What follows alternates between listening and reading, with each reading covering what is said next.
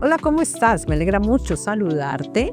Bienvenidos todos a un podcast más de Angelando Experience. Y hoy estamos ya a puertas de la Navidad. Mañana ya estaremos celebrando Navidad.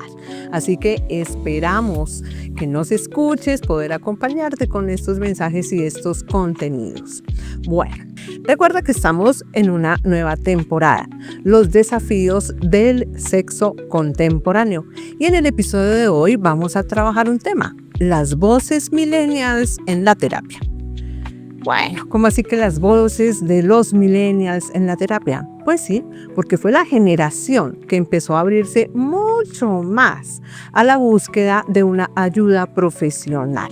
Esto no se veía tanto en la generación X. De hecho, debemos decir que los millennials fueron arrastrando más a los de la generación X para que empezaran a acudir a la terapia sin prejuicio.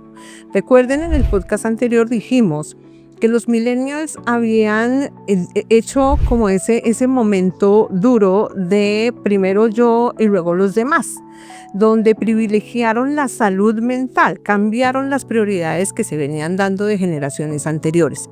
Cuando yo me priorizo y priorizo la salud mental, por supuesto, voy a mirar la búsqueda profesional y la terapia como ese acompañamiento necesario para tener una mejor calidad de vida. Se lo debemos a los millennials. Pero queremos en este podcast mirar estas personas que están entre los 29, 30, 44, 45, cuáles son los motivos que los llevan a acudir a la terapia. Por eso hoy vamos a escuchar sus voces, vamos a rescatarlas y vamos a reflexionar en torno a lo que ellos nos dejan ver en la consulta. Generalmente acuden porque tienen patrones de apego inseguro. En algunos podcasts en temporadas anteriores decíamos que el apego era muy importante. El apego, cuando estamos en los primeros años de vida, es indispensable. Dependemos totalmente de nuestra mamá, de los adultos. Ellos son los que están para suplir todas nuestras necesidades. Poco a poco, ese apego se va fortaleciendo y se va convirtiendo en un apego seguro. Es decir, estoy seguro del vínculo, lo vivo de manera tranquila y sin temor. Cuando hablamos del apego inseguro, es ese apego que se construyó, pero se construyó con unas bases donde estaba el miedo al abandono, estaba el miedo al rechazo, estaba la injusticia, lo que hemos denominado las heridas de la infancia. Entonces los millennials nos llegan diciendo: estoy acá porque he identificado, a partir de un test que hice, que lo encontré en la web, he identificado que tengo apego inseguro. O no, Doc, he identificado que tengo un apego evitativo. Si se dan cuenta, ya han hecho una consulta previa. Está bien que lo hagas. Muy bien, el punto es no te quedes solo con eso. Muchos de los millennials acuden a terapia porque lo quieren resolver. Otros se quedan como, ya sé que lo tengo, o ahora por favor dime qué puedo hacer. Y recordemos que la inteligencia artificial no podrá reemplazar nunca el proceso de la terapia, porque en la terapia vamos a trabajar el vínculo. Y si tienes un apego evitativo o inseguro, cuando construyes el vínculo con otra persona que va a ser tu terapeuta, ese vínculo a su vez te ayuda a sanar la manera como has construido tus vínculos con otras personas. Por eso es tan importante el vínculo que se establece entre consultante y terapeuta. Otra de las razones por las cuales acuden o rescatando las voces en terapia son las dificultades para comunicarse. En el podcast anterior lo mencioné un poco.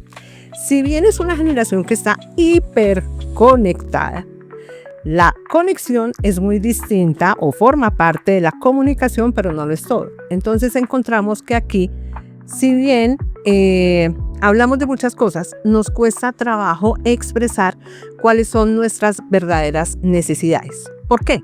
Porque para hablar de mis necesidades primero tengo que identificarlas. Si yo quiero hablar de una emoción, tengo que identificar cuál es mi emoción. Y lo que yo he encontrado en terapia es que ese proceso, ese punto de arranque es muy difícil. Especialmente porque el mundo de las emociones es muy amplio. Está bien, Los millennials nos llegan diciendo, ya sé que estas son las emociones. Perfecto, ya llegaste con información. Pero no sabes cómo las transitas y no sabes cómo las gestionas, porque no vivimos una sola emoción en un momento, podemos vivir dos, puede que haya una más fuerte y camufla la otra, y en todo ese proceso te va a ayudar el terapeuta. Entonces, esa es una de las dificultades por las cuales consultan. Evitan mucho las conversaciones incómodas, porque no quiero más conflicto. Es que peleamos anoche, pero al otro día ya amanecimos bien y ya no le quise decir nada. Cuando tú evitas el conflicto, no estás resolviendo nada. Lo que estás haciendo es alimentando el conflicto, porque es como si tú cada vez pusieras en una bolsita un ingrediente más, un ingrediente más, un ingrediente más. Y cuando esa bolsita está a punto de rebosarse, va a explotar. Y explota por lo último, pero riega todo lo que le fuiste echando anteriormente. Esa comunicación o esa dificultad para comunicarse se alimenta mucho de la manera como la queremos resolver. Lo queremos resolver por medio de chats.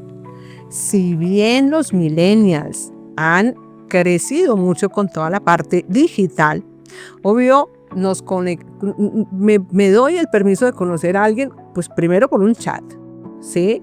Pero luego se dan cuenta que siguen alimentando el chat. Por eso están hiperconectados. Pero he identificado que los millennials, ¿sí? O la generación X, cuando ya son padres de millennials o de la generación Z, todo lo resuelven. ¿Te diste cuenta? Tu mamá no me habló.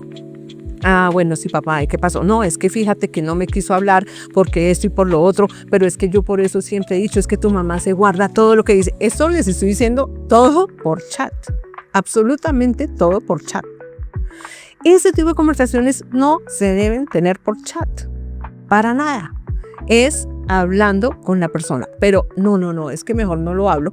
Obvio, porque ahí está la carga emocional, entra con más fuerza por todo lo que es la comunicación no verbal. En esa comunicación se ha confundido algo también, lo que es la transparencia emocional con el drama. Recuerden que decíamos en el podcast anterior que se busca mucho la autenticidad en los millennials y está muy bien, excelente, tenemos que aprender de eso, es algo que yo admiro mucho.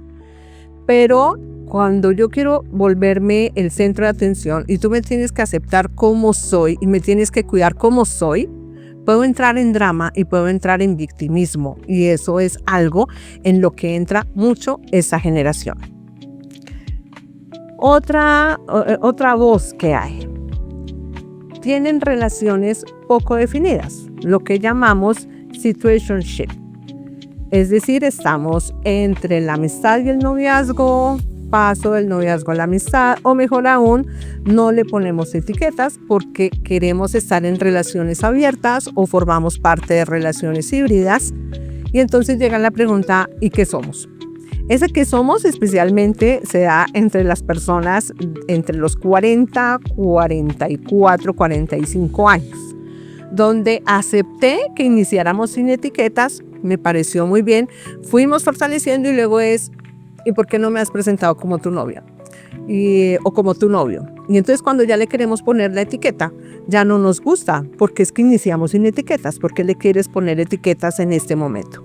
Y eso genera, cuando tengo cierta herida de abandono o de rechazo o de injusticia, lo que hace es que la herida siga abierta, se reavive, y cuando se reaviva es cuando necesito ayuda y voy a terapia. Y está muy bien que vayas a terapia. El problema no es porque no le hayan puesto nombre a la relación, el problema es lo que viene de atrás. Otra voz que hay, el miedo al compromiso. ¿Y por qué el miedo al compromiso? Pues porque ya presenciamos los divorcios de la relación de la generación X, donde presenciamos que si no voy a estar casada o con pareja, no importa, lo puedo hacer.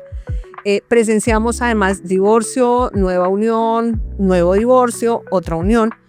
Y eso para esa generación ha llevado como a que esa inestabilidad quizás no la quiero. Y está bien, porque tampoco quieren repetir patrones. El punto es mirar hasta dónde, cuando tú dices prefiero estar solo, realmente es porque lo prefieres o porque es la máscara que oculta el miedo que tienes de arriesgarte a intentar algo. Entonces, sí, hay miedo al compromiso. Acuden también porque han identificado que tienen relaciones pasadas que no han resuelto. ¿Qué encontramos acá? Duelos de relaciones anteriores que no han sido elaborados. ¿Qué pasa cuando no has elaborado un duelo? Hablamos de los duelos enquistados. Es ese duelo que se va quedando ahí como la espinita que tú tienes y se va hundiendo y se va hundiendo, y ante otra pérdida, pues la primera quiere empezar a salir. Entonces sientes que el dolor es muy fuerte. En la medida que el dolor es muy fuerte, sientes que no vas a poder, y una buena manera, y ahí sí debo decir mis respetos, acudimos a terapia. Y ahí encontramos, y es ¿qué otras pérdidas has tenido? ¿Y cómo las has elaborado? Es una de las preguntas que hago. Cuando murió mi papá, por decir algo, me fui de vacaciones a la semana siguiente y la pasé muy bien y luego volví. Ok, está bien que te vas de vacaciones, pero ¿cómo lo elaboraste? No, quise taparlo, quise olvidarlo. ¿Y cómo fue con las relaciones anteriores? Tampoco. Y entonces se presenta aquí algo que es un proceso muy interesante que yo le he llamado empalme emocional. Ese empalme emocional tiene que ver con que estoy en una relación, ya no me siento muy bien, de hecho me empecé a alejar emocionalmente y me empiezo a alejar porque ya tengo otra persona que de pronto ha estado orbitando alrededor mío o que me llama la atención, empiezo a fijarme ahí, todavía estoy acá, ya estoy cogiendo esta no la he soltado. Cuando ya tengo fija esa relación, digo, oye, ¿sabes qué? Esto ya no va más. Hasta ahí vamos ante una situación compleja. Se complejiza aún más cuando la persona con la cual yo empiezo ahora a salir también hace empalmes emocionales.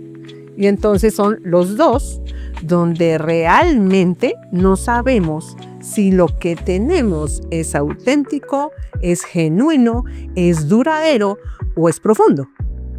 Se vienen todos los interrogantes y se despiertan todas las inseguridades.